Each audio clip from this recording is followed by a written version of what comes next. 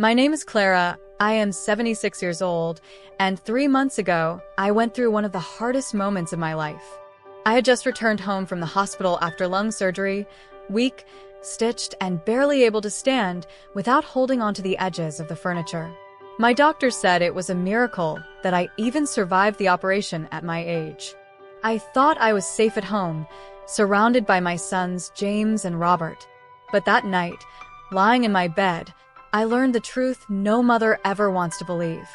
My own flesh and blood wanted me gone. James came into my room with a soft smile, carrying a tray with soup. Robert followed, patting my shoulder, saying, "Mom, we got you something special tonight. You'll feel better after this." Their voices were calm, but something in their eyes felt wrong. I took the first spoonful, warm and strangely bitter, and my throat began to burn. My chest tightened, and before I could cry out, I saw James watching me too closely and Robert gripping the edge of the bed as if waiting for me to collapse. That was when I realized they had poisoned me. I struggled to breathe, clutching my chest, while the room spun. James whispered, "Just relax, Mom. You've lived long enough. Don't fight it." My heart shattered into pieces, not from the poison, but from the realization that the children I carried in my womb, the boys I raised with sleepless nights and aching hands, were now trying to kill me for money. For my house, my savings, and the little inheritance I had carefully put together over the years. But what they didn't know, what they could never imagine, was that I was not as weak as they thought. And the truth I had hidden from them all these years would be the very weapon that destroyed them. That night did not end the way they planned. The poison did not kill me. Instead, it awakened something fierce inside me, a determination I had buried beneath years of being the selfless mother, the giving grandmother, the woman who always forgave. I decided then that I would pay them back, not with hate, but with the truth. A truth they were not ready for. But before I tell you what I did next, you need to know how it all began, how love turned to greed, and how a family that once laughed around the same dinner table ended up in betrayal. Because the story of how my sons tried to bury me alive starts long before that bowl of soup, and it ends in a way neither of them could have predicted. And as you'll soon see, when a mother fights back, she doesn't need fists or poison. She needs only the truth.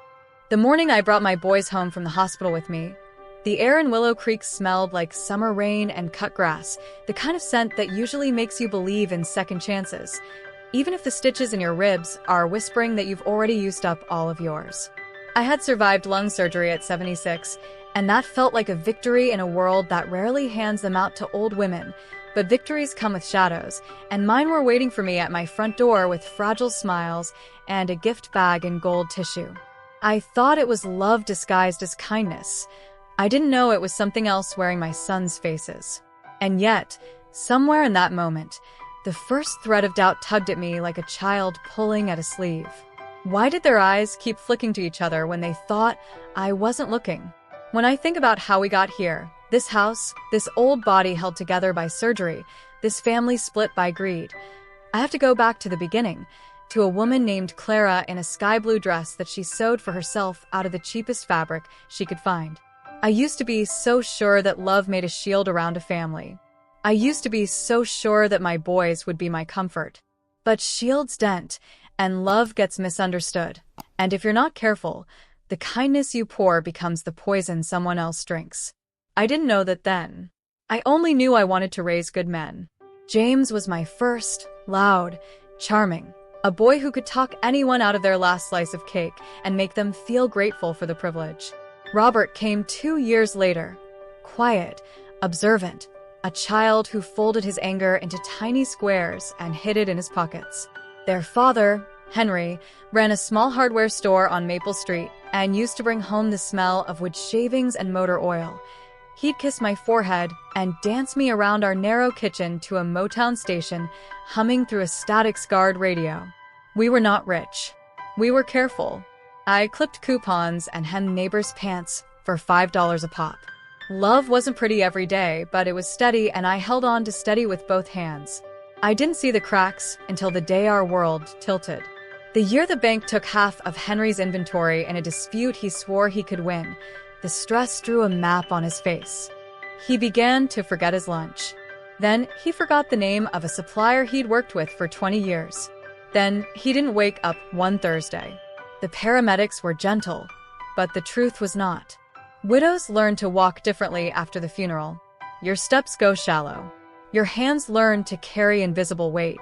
And your children, if they are old enough, will either step closer or step back. James stepped forward with a plan to expand the store in Dad's honor, and Robert stepped forward with silence that began to look like disapproval. In that tight house, love and ambition began to bump shoulders in the hallway. James's plans cost money we didn't have. He told me not to worry and showed me a spreadsheet with numbers that behaved themselves when he spoke to them. He took out a loan using Henry's old business line and promised it would be temporary. Robert got a job at a warehouse and started hoarding his paychecks like a squirrel gathering winter, insisting we needed an emergency buffer. It should have comforted me. It divided me. I praised James's boldness and Robert's caution, and still I felt something slipping through my fingers, like water you can't cup long enough to drink. A mother recognizes the sound of a lie before she understands its language. I heard that sound sometimes when James kissed my cheek and told me everything was fine.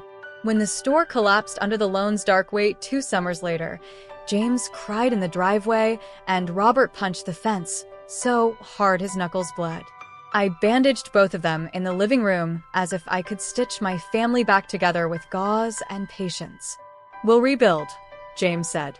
"We'll regroup," Robert said. "We'll survive," I said. 3 promises under one roof, none of us agreeing on what survival would cost. That was the year I took a night job cleaning offices, me, a woman who used to fall asleep on Henry's chest to a radio's soft hiss, now humming to myself in empty rooms with lights that buzzed like nervous bees. We got through, one cheap dinner at a time. I told myself this was what love looked like in the rubble. Time moved the way ivy moves, slow and relentless, taking the shape of whatever it climbs. James bounced between startups and schemes. Robert saved and sulked and corrected the way I labeled the spice jars. I learned the names of medications on TV commercials because I started needing them.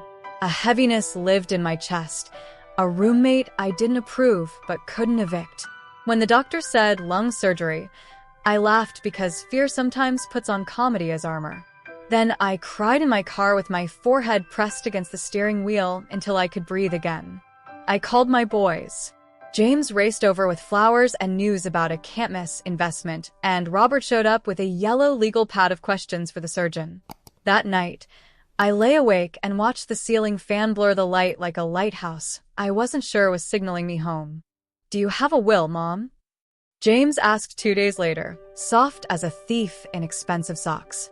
He was careful with the question, and that carefulness felt like stepping on something that looked like a leaf and hearing glass crack underneath. Robert didn't look at me. He looked at the wall behind me, as if the paint could answer for me. I told them yes, the lawyer had drawn one up years ago, and yes, I would review it, and yes, I loved them more than my own breath. It was the truth, and it was not the whole truth. There are kinds of truth you hold back, because you know that if you speak them too early, people will show you exactly who they are before you're ready to see it. I wasn't ready yet. Maybe I was still the mother who wanted to believe that both of her sons had goodness tucked behind their mistakes.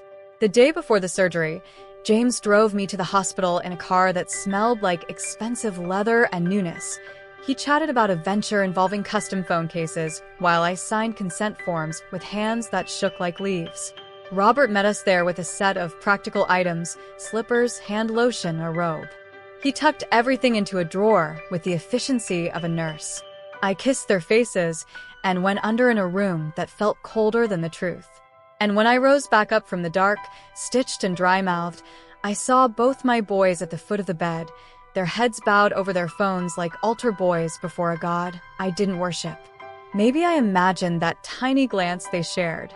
Maybe I didn't. The body knows what the heart refuses to learn. Recovery is a collection of humiliations wrapped in gratitude. A stranger helps you bathe. Your breath becomes a thing you measure like a budget. Each cough feels like a betrayal from your own chest. My boys took turns sitting with me. They brought me iced chips and downloaded a classical music playlist because I said the silence felt too loud. And then, on the afternoon they signed my discharge papers, they brought the gift. James carried it the way men carry wedding cakes in movies, with exaggerated care and a smile too bright. "A little welcome home present," he said. Robert reached into the bag and pulled out a silver thermos and a blue porcelain teacup with my initials, CR, painted in cursive. "We thought it would make the medications easier to swallow," he said. I told myself not to cry. Love recognizes a performance, even when it performs back. At home, the house felt smaller. My breathing was a metronome counting out the truth I didn't want to face. The thermos appeared in my bedroom every evening, full of broth or tea or something James called a herbal tonic. He swore it was from a health store downtown by the yoga studio. Robert measured my pills with the precision of a jeweler. He called it care. I called it care, too, because words are easier than doubt. But the broth left a film on my tongue like the aftertaste of a lie, and the tea made my heartbeat trip over itself like a drunk at closing time. I told myself bodies change after surgeries. I told myself to be grateful. I told myself not to become the kind of old woman who makes enemies out of her own children. The problem was, the night silence kept answering back. 3 days into being home, I woke up to voices in the hallway outside my room. My name, then a hush, then the steady tone of Robert's practicality. "We can't do this halfway, James." My name again, then James's sigh, soft and tired, like he was exhausted from all the pretending. "I'm not backing out. I'm just making sure we're smart." I didn't breathe. I didn't move. In another life, my babies were in footy pajamas. In this life, 2 grown men stood outside my door discussing something that made my blood learn a new kind of cold. They fell silent. I closed my eyes and lied to the air, pretending I was asleep, the way a rabbit pretends the fox can't see it if it gets very still. But I had already been seen. The question was, by whom? The next afternoon, I found the blue porcelain cup on my nightstand next to a folded paper towel with 3 crushed yellow crystals on it like someone had ground up sunlight. "It's that herbal sugar," James said, marveling at the cup as if he'd never seen a beverage before. "Sweetens without spiking your levels." Robert nodded from the doorway. "I read about it on a forum." But the paper towel had the faintest imprint of a pharmacist's label, the kind you get when you peel a sticker off a pill bottle in a hurry. I tucked that observation under my tongue and swallowed it. Sometimes survival looks like playing along, so you can keep watching. You need to know the other truth I was keeping. Several years earlier, during another season when James needed money for a startup and Robert seethed about responsibility, I sat in a conference room with a lawyer named Daniel Reeves and set up what he called a living trust with teeth. Daniel had seen enough family tragedies disguised as probate to talk to me like a woman who needed facts, not hope. He used words like no contest clause and contingent beneficiary and trigger provisions. I used words like, I don't want my boys to fight, and make it impossible for bad men to profit from bad behavior. He nodded like a man who had watched too many sons fail their mothers. He suggested something I didn't know existed, a clause that disinherits any heir who is found to have exploited, abused, or attempted to harm the grantor. It's harsh, he said. It's necessary, I answered. We built the truth like a safe house. If I died peacefully at 90 in my sleep, the trust would split as written. If I was forced, pressured, or harmed by any beneficiary, the distribution would divert to charities I named and to my granddaughter, my late sister's child, a girl named Grace who had once sat at my kitchen table and told me she dreamed of opening a shelter for women. I placed copies of the documents in 3 different places, a locked tin in my sewing room, a banker's box in the attic under Christmas ornaments, and a safe deposit box at Crescent Bank that nobody knew about except Daniel. I told myself I was being paranoid. I told myself it was just good housekeeping. But a mother's fear is a prophet, and mine was whispering even then, on a day when the sun slanted warm through the blinds like forgiveness. Back in my bedroom after surgery, I watched my sons move around my life like men rehearsing a role. James fussed with the drapes. Robert counted my pills twice, then asked me for the key to the old hall closet, just in case we need blankets. He meant the closet with the high shelf where I kept shoeboxes of photographs and the tin that held ribbons and the edges of documents that didn't fit anywhere else. He meant the closet where my private life lived like a bird in a cardboard nest. I told him the key was somewhere in the junk drawer by the sink. He nodded, but I saw the shadow of annoyance cross his face like a cloud. In a house filled with gentleness, I could feel a hunt beginning. Guilt is an animal that lives in the walls. It scratches at night. The 7th night after coming home, I woke to the smallest noise, a click, a murmur, the sound of someone easing a door closed with 2 fingers. I slid my legs over the side of the bed, a movement that felt like moving a mountain, and reached for the cane the hospital had sent home, just in case. I should have called out. I didn't. I walked to the edge of the hallway and listened to the kitchen breathe, a refrigerator hum, a clock's polite insistence, and the whisper of a pantry door drifting shut. I smelled something floral and bitter. I thought about that silver thermos. I thought about sunlight ground into crystals on a paper towel. I thought about the way James's hand shook for half a second when he poured me tea, and the way Robert pressed his lips together, as if he were bracing for a wave. It is a strange thing to realize your children might be planning the end of you. Your mind tries to make another story. Maybe they were arguing about money. Maybe they were hiding a surprise party. Maybe the crystals were nothing, and the bitterness on your tongue was fear. Maybe. But I had learned to pay attention to the small math of survival. 1 lie plus 1 strange flavor plus 1 midnight whisper equals a truth you no longer get to ignore. The next morning, while they ran an errand to get your favorite yogurt, I shuffled to the sewing room and opened the bottom drawer where I keep buttons sorted by color in old mason jars. Under the jar of pearl buttons, I found the little recorder Grace had given me last Christmas when she decided I should try to start that memoir, Auntie Clara. I hadn't used it to tell stories yet. I hadn't known the story I would need to tell. When the boys returned, they found me in the living room, wrapped in Henry's old flannel robe.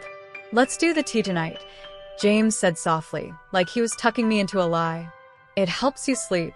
Robert nodded and set out the cup, the thermos, the folded paper towel. "You need rest," he added, "so you can regain your strength." I laughed then, an ugly, wet sound, because sometimes strength looks like pretending to be weak long enough to find your opening. "All right," I said, and while James turned to the sink to rinse the cup and Robert fiddled with my pill organizer, I slid that tiny recorder into the pocket of my robe and pressed the red button with my thumb. It felt like lighting a match in a cave. That night, I asked them questions I already knew the answers to, the best way to make people talk. "What's in this tea again?" I asked, sweeter than the sugar on the paper towel. "Where did you say you found it?" I asked, tilting my head like a woman trying to remember the plot of a movie she'd loved once. "People tell you themselves when they think you're too tired to hear." James said, "It's a special blend," and then said too much about the store near the yoga studio and the woman who doesn't even label half her jars. Robert said, "It's all natural," and then said too much about dosages and thresholds and how we should stick to the schedule so her body adjusts. I sipped and nodded and let my eyes go soft while my ears turned into the sharpest knives. Later, when they went to bed, I poured the rest of the tea into the fern in the corner and prayed the plant wouldn't be the one to die for my lessons. I pulled a recorder out of my pocket and rewound. I listened to my own voice asking careful questions. I listened to James performing tenderness and slipping on his own words. I listened to Robert being precise in the way only men who measure harm can be. I pressed stop and stared at the tiny blinking light like it might blink the whole house awake. Then I tucked it under my pillow the way a child hides a lost tooth and wonders what will be waiting in the morning. The thing about truth is this: once you hold it in your hand, you can't pretend it's a feather when it's really a matchbook. The next day, the gift bag with the gold tissue reappeared. "We forgot one more thing," James said, the smile glued on like a sticker that won't quite lie flat. Robert handed me a small white box tied with a ribbon the color of disappointment. Inside was a silver bell, delicate, pretty, cold. A card underneath read "Ring if you need anything" in James's handwriting that used to thrill teachers at open house. "So you don't strain your voice," Robert said. I imagined that bell ringing while no one came. I imagined it ringing while they stood in the hall debating doses. I imagined throwing it against the wall and hearing it sing all the way down. Instead, I set it gently on the nightstand. "Thank you," I said, because gratitude is a cloak, and I needed every disguise I could sew. When dusk settled on the roof like a tired bird, I asked to sit on the porch for a few minutes. Robert brought me a blanket, as if I were something that might break in the wind. James brought the thermos with a flourish only he could make look sincere.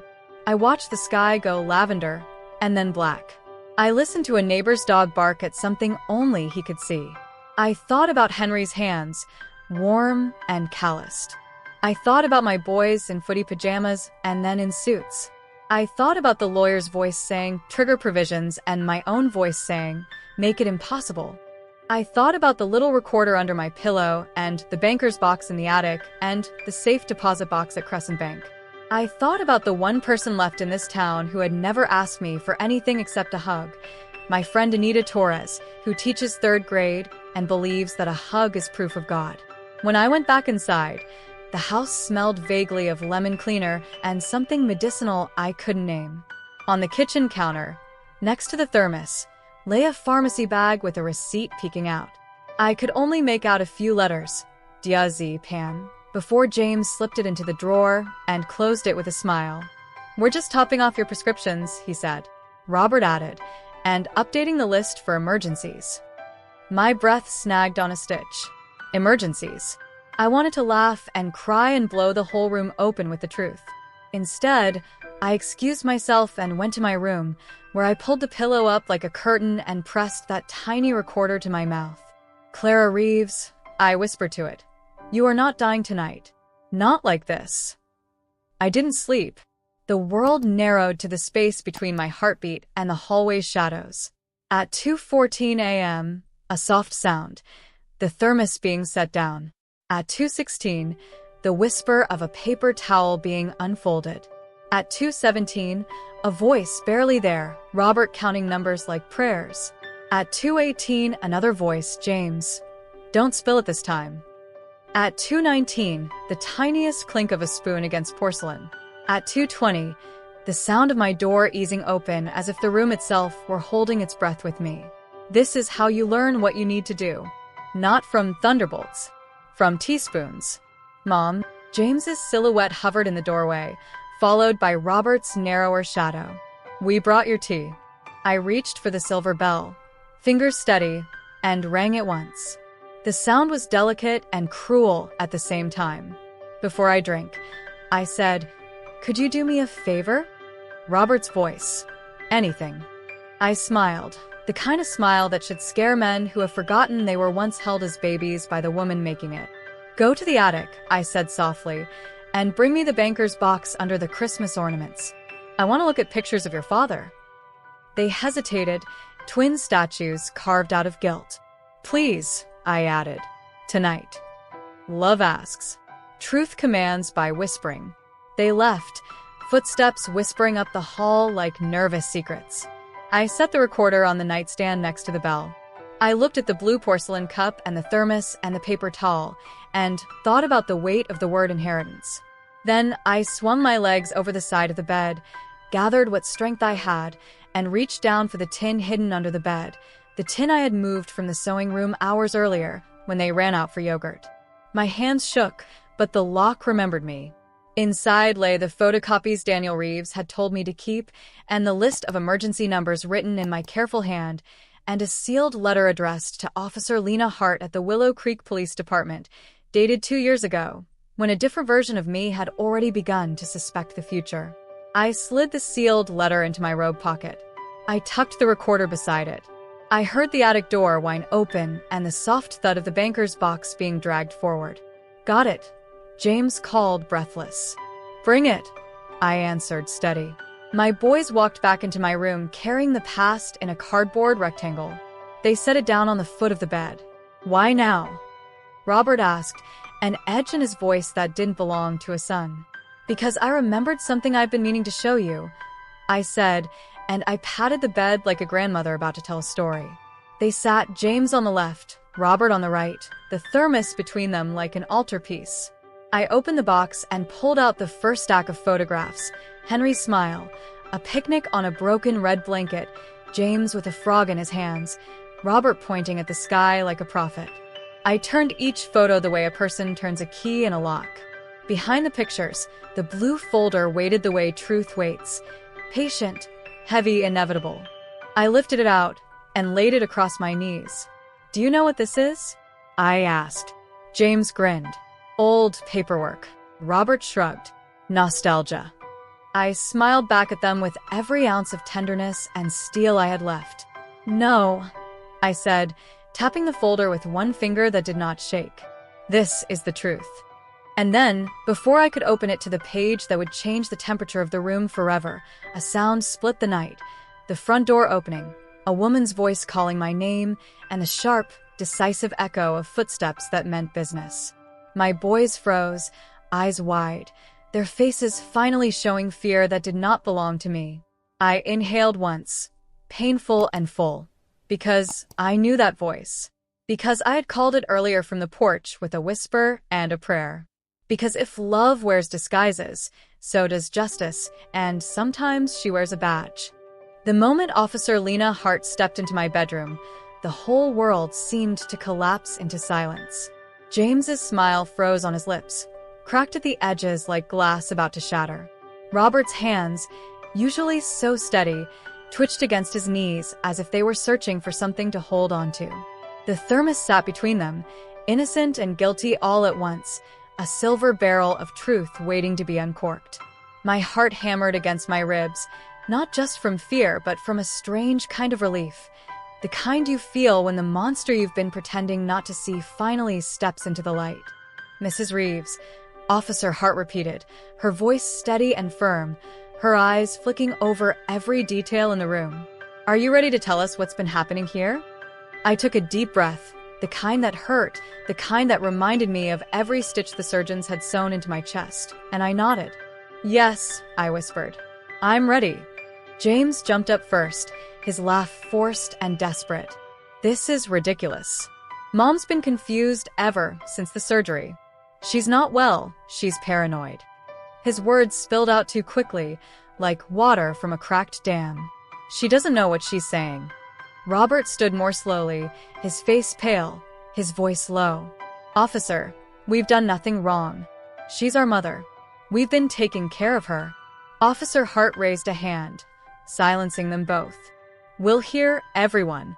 But first, Mrs. Reeves, you contacted me. You said you had something to show me." I reached into my robe pocket and pulled out the sealed letter I had written 2 years ago, my hand trembling but my voice clear. "This is for you. I wrote it when I started suspecting, when I felt something was wrong. And this," I lifted the recorder from the nightstand and pressed play. The room filled with their voices. James's smooth lies about a yoga store. Robert's careful explanations about dosages and thresholds. My own questions, soft and sharp, leading them into their own trap. The words hung in the air like smoke, undeniable, irreversible. My sons froze, their eyes wide, their bodies rigid. "Turn that off," James snapped, lunging toward the recorder. But Officer Hart stepped between us, her hand resting firmly on the holster at her hip. "Sit down," she ordered. And for the first time in their lives, my boys obeyed a woman's command without question.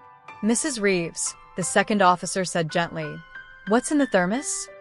I looked at it, gleaming in the lamplight like a weapon disguised as kindness. "Poison," I said simply. Theirs was the hand that carried it. Mine was the mouth they wanted it to enter. Robert swallowed hard. "You can't prove that," he muttered. Officer Hart picked up the thermos carefully, with a gloved hand. "We'll let the lab decide," she said. Then she turned to me. "Is there anything else we should know?" I opened the blue folder in my lap, revealing the trust documents, the clauses that would disinherit anyone who harmed me. I tapped the page with one finger. They thought they would inherit everything. They didn't know I left them nothing if they tried to hurt me. And they tried. The air in the room grew heavy. James's bravado crumbled. "Mom, you don't mean that. You can't do this to us." His voice cracked, the slick salesman tone gone, replaced by the frightened boy I once soothed after nightmares. I met his eyes. "I didn't do this to you. You did this to yourself." For a moment, I thought he might collapse. His face drained of color, and his mouth opened and closed like a fish gasping for air. Robert didn't speak. He just stared at the papers, at the officer, at the recorder, as though the world had shifted too far for him to find footing again. "Mrs. Reeves," Officer Hart said, her tone gentler now, "we'll take it from here. You've done the right thing." But as the officers began gathering evidence, as James and Robert sat like men watching their own futures dissolve, I felt something unexpected rising in me. Not triumph, not relief. Something darker. Something that whispered, "This isn't over." They may not have killed you with poison, but greed is a disease, and it doesn't die easy. I glanced at the clock on the wall, its hands ticking toward midnight. My boys had tried to end me. The law was here now, yes. But blood ties are chains, and chains rattle even after they're broken. And as I sat there, watching them, listening to the officers, I realized this was only the beginning. Because the truth I was about to reveal didn't just protect me. It would destroy everything they thought they knew about our family. The room was already tense, but when I said those words, "There's something else you need to know," I felt the temperature drop, as if the air itself recoiled. Officer Hart leaned forward slightly, her eyes narrowing, her body language changing from cautious professionalism to alert readiness. James blinked rapidly, his charm completely gone, while Robert's lips parted, his face pale, as though he was staring into a storm he didn't recognize. I took a slow breath, steadying my chest, and placed my hand firmly on the folder in my lap. "All these years," I began, my voice steady though my hands trembled, "you thought this house, this account, this inheritance was all yours. You believed it because I let you believe it. But the truth is," I paused, letting the silence stretch. My sons leaned forward, desperate and fearful. "You are not the only heirs. In fact, you may not be heirs at all." James shot to his feet. "What the hell are you talking about?" His voice cracked, sharp with panic. Robert didn't move. He sat frozen, his eyes locked on me, his silence louder than James's rage. I looked at Officer Hart, then back at them. "Do you remember the summer your father died?" I asked. "Do you remember how I spent those months? How I was gone so often?" James frowned. "You said you were working double shifts." Robert finally spoke, his voice low, like a man afraid of his own question. "You weren't." I shook my head slowly. "I was meeting with lawyers. I was meeting with doctors. And I was meeting with someone else, someone you both knew as a family friend. Your father's closest friend. The man who helped us when the hardware store collapsed. The man who held your hands at the funeral." Their eyes widened. They both whispered his name at the same time. "Daniel Reeves." I nodded. "Yes." "The lawyer. The man who drew up these documents. But he wasn't just your father's friend. He was mine. He was more than mine." I paused, feeling the heat rise in my face. He was the man I turned to when grief nearly destroyed me. And he's the man who helped me rebuild everything, including this trust. And do you want to know the part that matters most? James shook his head violently. "No." "You're lying. You're sick. You're making things up," Robert whispered again, almost to himself. "Mom, what are you saying?" I leaned forward, my voice dropping to a whisper that carried across the room like thunder. "I'm saying you may not even be his sons. That's the truth I've carried for decades. And that's the truth that decides where this money goes." The room exploded. James cursed, pacing the floor, his hands clawing through his hair as if he could rip the truth out of his head. Robert sat back, his mouth opening and closing, but no words came out. Officer Hart looked at me sharply, then at them, then back at me. "Mrs. Reeves," she said carefully, "are you saying there are questions about their paternity?" I nodded slowly. "Yes." I never confirmed it officially, but I always suspected. And Daniel knew. He knew when he helped me draft this trust. He knew when he told me to add the clauses. And he knew when I named Grace, my niece, as my contingent heir. Because blood doesn't lie, and neither do the tests we did quietly years ago. James froze mid-step. Tests. His voice was hoarse, panicked. I reached into the folder and pulled out another envelope, yellowed with age, sealed with brittle tape. I laid it on the bedspread in front of me. DNA tests, I said softly. Your father wanted them before he died, when he saw how different you were from him. And my voice broke, but I pushed through. I did them, but I never showed him the results. Because I thought it didn't matter. You were my sons. I raised you. I loved you. But now you've left me no choice but to reveal it. James's face went white. Robert stared at the envelope like it was a loaded gun. Officer Hart glanced at her partner, who carefully picked up the envelope with gloved hands. We'll need to verify this, she said. But James snapped, his voice sharp with desperation. This is manipulation. She's playing you. She's trying to cut us out. He turned on me, his eyes wild. You're doing this because you hate us. Because you can't let go of your control. I met his eyes, unflinching. No, James. I'm doing this because you tried to kill me. And when sons poison their mother, they forfeit the right to inherit anything, from her money to her forgiveness. The silence that followed was crushing. The officers gathered the evidence, placing the thermos, the cup, and the documents into bags.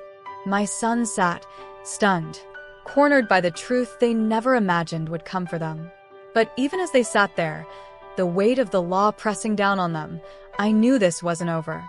Because greed doesn't die with a single revelation. Greed claws back. Greed finds cracks. And I could see it still alive in James's eyes, burning, calculating, already thinking of another way. And Robert, his silence was no longer the silence of obedience. It was the silence of a man whose world had just shattered, who didn't know if he was even who he thought he was. And broken men I knew could be dangerous too. Cliffhanger. As the officers prepared to escort my sons out for questioning, James turned back to me, his face twisted with fury, and hissed through clenched teeth. This isn't the end, Mom. If I can't have your inheritance, I'll take something else. When James spat those words, if I can't have your inheritance, I'll take something else, the room chilled like a window left open in January. Officer Hart kept her face calm, but her jaw flexed. Her partner collected the thermos and blue cup. The body camera blinked like a tiny red heartbeat. My boys stood there, one blazing, one hollow, and I felt a kind of grief that didn't look like tears. It looked like a mother learning how to survive her own children. Gentlemen, Officer Hart said evenly, step into the living room. We'll continue questions there. She looked back at me. Mrs. Reeves, do you need the medic? I need the truth to finish what it started, I answered. I kept the blue folder on my lap like a shield and tucked the recorder back into my robe pocket. The stitches in my chest ached, but the ache felt like a compass now, pain pointing me toward the next right thing. They moved to the living room. James kept glancing at the thermos bag like a gambler watching the dealer collect his last chips. Robert's eyes bounced between the door and the floor, like a man trying to choose which lie to keep. When the officers were done, they didn't arrest them, not yet. The lab would speak. The recorder would speak. Tonight would only hold the first steps. They issued both a stern warning and a protective order notice. No contact, no entry. No substances, no care. Officer Hart gave me a printed sheet with numbers. Police, Adult Protective Services, the emergency line, and her own card with call anytime, underlined twice in pen. As they opened the front door to leave, James paused on the threshold and twisted back, smile sharp as a nail. You always loved your little secrets, Mom. You think paper can save you? He tapped his temple. I've got better paper. Leave, Officer Hart said, 2 syllables made of steel. He left. Robert followed, slower, like a shadow that wasn't sure who it belonged to. When the house went quiet, the quiet felt too big. The clock ticked, the refrigerator hummed. The fern in the corner looked a little sad from last night's tea. I let out a breath I didn't know I was holding, and it scraped across my ribs. Sit, Officer Hart said gently. Breathe. She radioed the station, logged the property, and told me what would happen next. Evidence run, A detective assigned, my statement formalized in the morning. She asked if there was someone who could stay with me tonight. There is, I said, and I reached for my phone. My fingers, old but steady, found one name without looking: Ruth Bennett. Ruth arrived in 15 minutes with a casserole the size of a suitcase and a stare that could discourage thunder. She has been my neighbor for 32 years. She plants marigolds in May and truth in every conversation. When I opened the door, she looked at my face for 3 seconds and hugged me for 30. Your call said, "Come now," she whispered into my hair. So I came. Officer Hart briefed her in the living room, finished her notes, and walked us through the locks once more. Before she left, she screwed a small camera onto the front porch light. Temporary loan, she said. Motion activated. Let it blink. When the door closed behind the officer, Ruth turned to me, eyes wet and bright. You tell me everything, she said. Leave nothing out. So I did.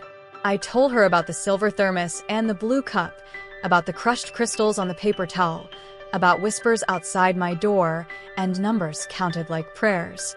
I told her about the letter I wrote 2 years ago and the recorder Grace gave me. I told her about the living trust with teeth and the no contest clause that bites.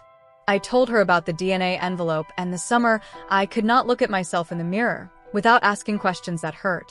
Ruth didn't interrupt. When I finished, she took my hands. Good, she said. Now we give them nothing else. No keys. No chances. No explanations. Lock your bedroom. Sleep in my room if you get scared. She pointed to her phone. And I have Pastor Thomas on speed dial if we need him to stand in the yard with a flashlight and a psalm. We tried to sleep. Sleep took one look at my house and walked around the block. At 1:07 a.m., the porch camera blinked. Ruth's phone chimed. A dark car idled at the curb. Headlights off. Engine whispering. Call. Ruth mouthed, already dialing. Before the ring finished, the car drifted away like a thought you can't hold. I didn't tell Ruth that the car looked like James's. I didn't have to. She squeezed my hand. They will try to scare you, she said. Scare the fear right back. Morning came like a blessing with sore feet. The air smelled like coffee and lemon cleaner. Ruth was already in my kitchen, humming and loading dishes that weren't dirty, just to have something to do. I called Daniel Reeves at 7:30 a.m. He picked up on the second ring. His voice, warm, tired, prepared, filled the line. Clara, he said. Lena briefed me at dawn. I'm filing immediately. Temporary protective order extended. Notice to the bank and the title company today. No transactions authorized by James or Robert. Healthcare proxy shift to Grace, per your earlier directive. And I'm triggering the clause. The clause, I repeated softly, like a woman feeling for the edge of her own courage. The exploitation and harm clause, he said. Effective today, pending investigation, neither James nor Robert may receive or control funds. If the lab and recorder hold up, their share legally dissolves. The distribution will go per the alternate schedule, Charity and Grace. He paused. Are you ready for what that makes them do? I am, I said, and discovered I was telling the truth. 2 more things, he added. First, we'll schedule a capacity evaluation, on your terms with your doctor, not because you need it, but because they'll try to allege incompetence. We head that off. Second, he hesitated. The DNA envelope. Are you certain you want that open now? Open it, I said. The worst thing about truth is the waiting. While we waited for labs and letters to do their slow work, Ruth drove me to the clinic for a check. Nurse Amy listened to my chest, checked my incision, scolded me gently for standing in hallways at 2 a.m. You're healing, she said. But you must respect the stitches. I respect them, I said. I just refuse to let them be the whole story. On our way back, Ruth detoured to Crestview Pharmacy. Behind the counter, Paul Carter, square shoulders, soft voice, recognized me at once. Mrs. Reeves, he said, concerned. We filled a diazepam refill yesterday, your name. Younger man picked it up. Related to you. My son, I said. James. Paul's mouth thinned. We asked for ID because the last refill was picked up by a different person. He showed a photo of you. It felt off. He leaned in. We also caught an over-the-counter purchase: 2 bottles of night sedative gel tabs and a large format herbal valerian extract. We keep security footage. If the police ask, we'll provide. They will ask, Ruth said crisply, handing him Officer Hart's card. And thank you for having eyes. Back home, I nap-breathed on the couch while Ruth answered my phone like a gatekeeper with a gentle sword. Pastor Thomas called, prayed with me in words as plain as bread. Grace called from the bus. The tremble in her voice made my throat ache. I'm on my way, Aunt Clara, she said. Just tell me you're safe. I'm safe today, I said. And I will be safer when you're here. The doorbell rang mid-afternoon. Ruth checked the camera, then opened the door the width of her patience. A process server stood on the porch with a clipboard and the expression of a man who delivers hard things for a living. Delivery for Clara Reeves, he said. Ex parte petition. Emergency guardianship hearing. Tomorrow. Filed by, he checked, winced, James Reeves. Ruth took the envelope like it was a hot skillet. Thank you, she said flatly, and closed the door before air could get smug. I opened the papers on the coffee table. There it was in black and bold. Petition to appoint temporary guardian on grounds of incompetence and self-neglect. Affidavits from 2 neighbors I barely knew, each repeating phrases that didn't sound like their mouths. Confused, forgetful, vulnerable.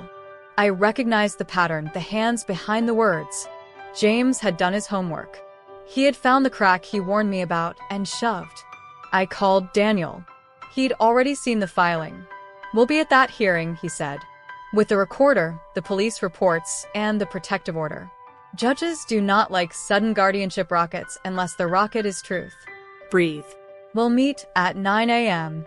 James is not stopping, I said. No, he agreed. Men who make a god of money don't like being told their god is paper. Prepare for tonight to be noisy. It was. At dusk, a sedan slowed in front of my house. A window slid down. Something small arced through the air and clattered across the porch. A brass picture frame, cracked. Our family portrait from 1998, the year Henry taught the boys to sand wood without hating the dust. The glass glittered on the steps like mean confetti. Ruth stepped outside with a broom and swept the past into a dustpan without ceremony. We keep the memories, she said. They can keep their tantrums. At 9:14 p.m., a brick hit the kitchen window and bounced off the safety film Daniel insisted I install last year after a spate of break-ins on the next street. The porch camera caught the plate number. The street light watched. The police came quick, efficient, tired. They took a report. We'll have patrol pass by every hour, the officer said. Leave your light on. I wanted Henry's hands.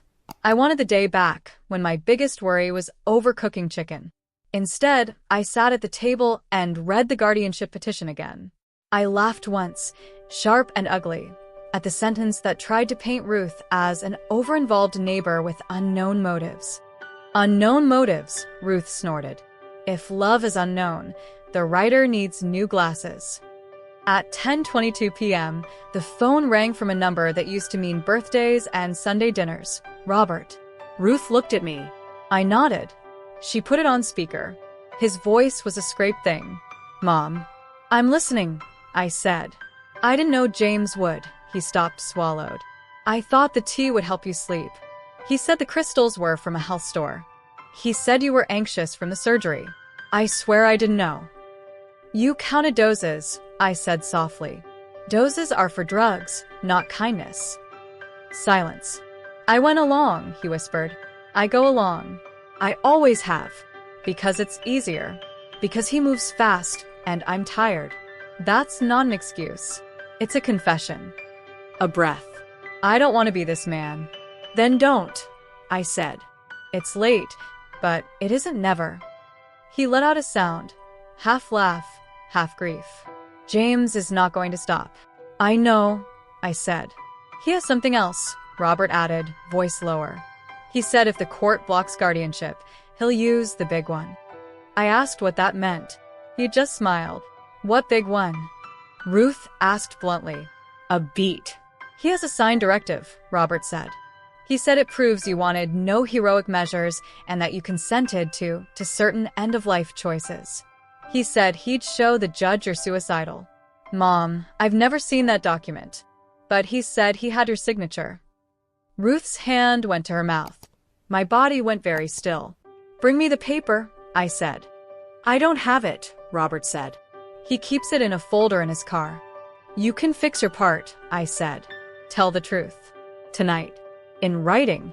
And if you want to be an honest man, start now. He hung up without a promise. Sometimes a man has to sit in a dark room with his reflection before he can speak.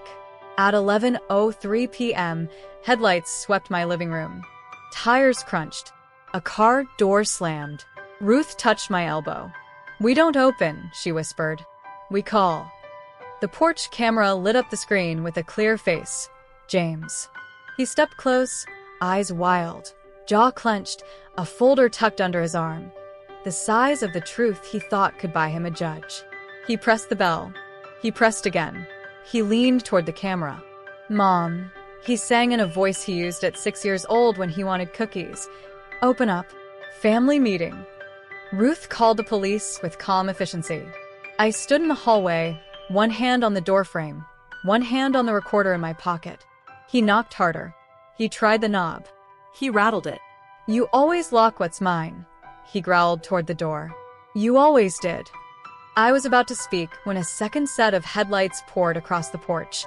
Brighter, newer. Brakes hissed. A car door slammed, quick and certain. A figure moved into the frame. Small, fast, a coat flying open like a flag. She planted herself between James and the door with feet wide and chin up. Grace. She had her backpack slung over one shoulder and a calm on her face that looked like mine at 26. Hi, Uncle James, she said, voice even, shoulders squared. Funny place to practice crimes in front of a camera. He sneered. Little girl, go home. She didn't blink. I am home. He laughed once hard. You don't even know what you're in the middle of. I know enough, she said. I know what a forged signature looks like. I know what an ex parte petition smells like when it's rotten. And I know what a porch camera is for. Blue lights turned the street into a low-budget ocean. Patrol pulled up. James stepped back, then forward, like a man deciding whether to be smart or famous. He lifted the folder. She's signing this tonight, he announced to the air. New directive. You'll have to explain that sentence to a judge, Grace said, polite as a blade. Police stepped between them. Sir, you're in violation of a protective order, the officer said. Hands where I can see them. He let the folder slip under his arm, palms out, mouth twisting. I came to help. Turn around, the officer said. He did. Slowly. Anger is a terrible tailor. It never fits right.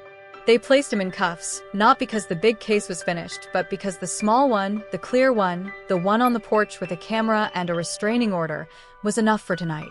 As they walked him to the car, he looked over his shoulder at the door, at the window where he knew I was standing in the dark, and he smiled. Not a kind smile. The smile of a man who believes tomorrow is a weapon. The officers drove away with him. The street exhaled. Grace turned to the door and knocked softly. Aunt Clara, she called. Ruth unlatched 3 locks and opened to my granddaughter's face. Grace stepped in, dropped her backpack, and wrapped her arms around me as if I were a fragile treasure and a fortress at the same time. I'm sorry I wasn't here sooner, she whispered into my shoulder. I won't leave you again. You're here now, I said. That's exactly on time. We made tea that wasn't a trap. We sat at the table while the house remembered how to be a home. Grace pulled a tablet from her bag and opened files with names that made my heart steady. Certified copies, capacity letter template, petition response draft. She looked at me, eyes bright with purpose. We're going to fight this clean, she said, with paper and light. At 12:41 a.m., my phone buzzed with 2 messages at once. The first was from Officer Hart. Lab confirms sedative and cardiac depressant in thermos residue. Prints on cup match James. See you at 9. Good work staying alive. The second was from Daniel. DNA envelope opened. Results clear. One son is Henry's. One is not. We discuss in the morning. I stared at the messages until the words seemed to pulse. Ruth squeezed my shoulder.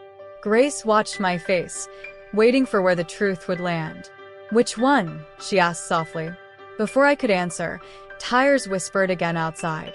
Not loud. Slow. Careful. The porch camera flickered. Ruth's phone chimed. We looked down. On the small screen, a different face filled the frame, drawn, exhausted, eyes rimmed red. Robert. He set a manila envelope on the mat like a man setting down something that burned. He didn't knock. He didn't try the handle. He looked straight into the lens and spoke, voice low and plain. I told the truth, he said. It's all in there. He stepped back, hands visible, and walked toward the street. Then, from the dark near the sidewalk, another figure peeled away from the shadow of the oak. Bigger, quicker. A hand grabbed Robert's arm. He flinched, twisted, stumbled. The porch camera caught a flash of a grin I knew like my own name. James out somehow already, moving fast where the light didn't quite reach. Thank you for watching. Part 2 on my next post.